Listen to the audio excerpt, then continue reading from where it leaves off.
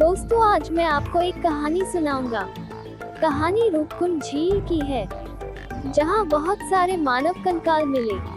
कृपया अंत तक देखें। मैं एक गरीब लड़की हूँ, इसलिए कृपया मेरे चैनल को सब्सक्राइब करें और मेरे फेसबुक पेज को फॉलो करें और मेरे हर वीडियो को अपने दोस्तों और परिवार के साथ शेयर करें।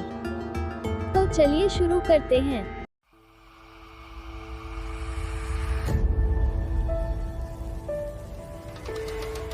सोचिए, आप पहाड़ों के बीच किसी सुंदर झील घूमने के लिए गए हैं और अचानक आपको वहां पर कई सारे नर कंकाल दिख जाएं, तो क्या करेंगे आप? हिमालय की रूपकुंड झील की कहानी कुछ ऐसी ही है। साल 1942 में यहाँ पर ब्रिटिश के फॉरेस्ट गार्ड को सैकड़ों नर कंकाल मिले थे। इस दौरान झील पूरी तरह मानवों के कंकाल और हड्डियों से भरी थी। इतने सारे कंकालों और हड्डियों को देख ऐसा आभास होता था कि शायद पहले यहाँ पर जरूर कुछ न कुछ बहुत बुरा हुआ था।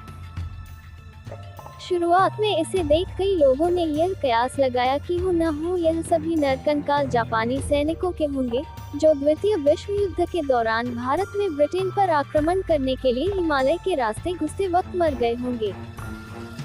उस वक्त जापानी आक्रमण के भय से ब्रिटिश सरकार ने फौरन इन नर कंकालों की जांच के लिए एक वैज्ञानिकों की टीम को बुलाया। जांच के बाद पता चला कि ये कंकाल जापानी सैनिकों के नहीं थे, बल्कि ये नर कंकाल तो और भी ज्यादा पुराने हैं। इसके बाद समय समय पर इन कंकालों का परीक्षण होता रहा। इन परीक्षणों के आधार पर वैज्ञानिकों के मत अलग अलग सामने निकल कर आए।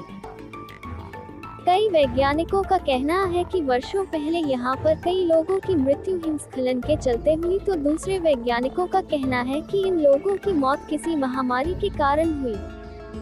रूपकुंड झील में नर कंकाल क्यों हैं और कैसे हैं, इस पर वैज्ञानिकों का मत एक समान नहीं है। हालांकि 2004 में हुए एक अध्ययन ने रूपकुंड झील से जुड़े कई चौंकाने वाले खुलासे किए। इस अध्ययन के जरिए यह पता चला कि ये कंकाल 12वीं से 15वीं सदी के बीच के थे। डीएनए जांच के बाद कई नई चीजें सामने निकल कर आईं। यह भी पता चला कि इन कंकालों का संबंध अलग अलग भौगोलिक जगहों से था।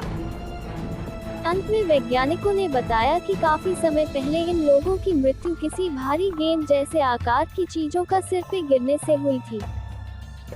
आपको जानकर आश्चर्य होगा कि हिमालय पर्वत पर रहने वाली महिलाओं के एक प्रसिद्ध लोकगीत में एक माता का वर्णन आता है। लोकगीत के मुताबिक ये देवी माता बाहर से आए लोगों पर गुस्सा करती थी, जो यहाँ आकर पहाड़ की सुंदरता में खलल डालते थे। इसी गुस्से में उन्होंने भारी भरकम ओलों की बारिश करवाई, जिसके कारण कई लोगों की जानें गई थी। गौरतलब बात है कि 2004 में हुए रिसर्च में यही बात सामने निकल कर आई थी कि अचानक हुई भयंकर ओलावृष्टि से इन लोगों की जानें गई होंगी। वहीं आज भी इस रूपकुंड झील के कई रहस्य झील के भीतर ही दफन हैं। झील में प्रवेश करने पर सख्त प्रतिबंध है। लोगों का कहना है कि यहाँ पर अक्सर कई सारी रहस्यमय घटनाएं होती हैं। दोस्तों, अब मैं आपको एक ऐसे बाबा की कहानी सुना रहा हूँ जो बिजली खाता है। रहस्य, रोमांच, सस्पेंस और हैरत में डाल देने वाली विश्व की ऐसी सत्य घटना है जो आज भी रहस्य की धुन में दफन है। आश्चर्यजनक तथ्य जो अभी तक सिर्फ रहस्य है। आप इस बात पर विश्वास करें या न करें, किंतु सच तो यही है कि उत्तर प्रदेश के ललितपुर जिले के एक पुजारी को इलेक्ट्रिक शॉक, बिजली का झटका लेने की एक अजीबोगरीब लत लग गई है। ललितपुर जिले के बामहोरिसक गांव के रामजानकी मंदिर के पुजारी बाबा मंगलदास को इलेक्ट्रिक शॉक लिए बिना नींद नहीं आती है। पुजारी जी पिछले 3 साल से इस लत के शिकार हैं तथा उनका दावा है कि इलेक्ट्रिक शॉक ने उन पर कभी कोई प्रतिकूल असर नहीं डाला। बाबा मंगलदास बताते हैं, रात को सोते समय मैं बिजली का एक तार लेकर उसको प्लग में लगा देता हूँ तथा उसका दूसरा छोर अपने मुंह, कानों या बांह के नीचे दबाकर सो जाता हूँ। ऐसा करने पर मुझे नींद अच्छी आती है। यदि किसी रात मुझे इलेक्ट्रिक शॉक नहीं मिले तो मैं बेचैन हो जाता हूँ। कहा जाता है कि यह 52 वर्षीय पुजारी अफीम, चरस एवं गांजे का भी शौकीन रहा है। कुछ समय पूर्व उसे एक इलेक्ट्रिफाइड आयरन रॉड को छूने से अचानक बिजली का झटका लगा और उसके बाद से इलेक्ट्रिक शॉक लेना उसकी रोज की आदत में शुमार हो गया। मंगलदास को किचन हीटर की कॉइल से इलेक्ट्रिक शॉक लेना काफी पसंद है। वो रॉड का एक सिरा प्लग में लगा देता है तथा दूसरा सिरा अपने मुंह में दबा लेता है। बाबा बताते हैं, शुरू में वह चरस गांजे का सेवन करता था, किंतु धीरे धीरे उनसे नशा कम होने लगा तो मैंने अपनी ललक को शांत करने के लिए इलेक्ट्रिक शॉक लेना शुरू कर दिया। गांव वाले शुरू में तो मंगलदास की इस लत से हतप्रभ थे, किंतु अब वे बाबा को इलेक्ट्रिक शॉक लेते देखने का मजा उठाने लगे हैं। गांव के अजय उपाध्याय बताते हैं कि मैं उन्हें पिछले 3 सालों से इलेक्ट्रिक शॉक से नशे की लत पूरी करते देख रहा हूं।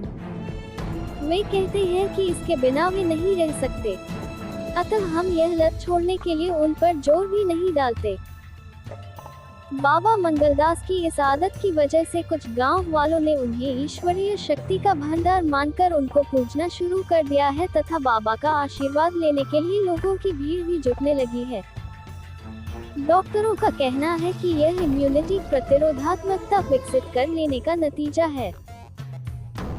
ललितपुर के सरकारी अस्पताल के डॉक्टर अमित चतुर्वेदी का कहना है, मानवीय मनोविज्ञान ऐसा है कि यदि कोई व्यक्ति अपने नशे के लिए किसी चीज का इस्तेमाल लंबे समय तक करता है तो शरीर में उस चीज के प्रति इम्यूनिटी विकसित हो जाती है। वो व्यक्ति चूंकि लंबे समय से इलेक्ट्रिक शॉक ले रहा है अतः उसके शरीर में इंसुलेशन पावर विकसित हो गया है तथा यह चमत्कार कतई नहीं है। अगर आपको यह वीडियो पसंद आए तो कृपया लाइक बटन दबाएं और अपने दोस्तों के साथ शेयर करें।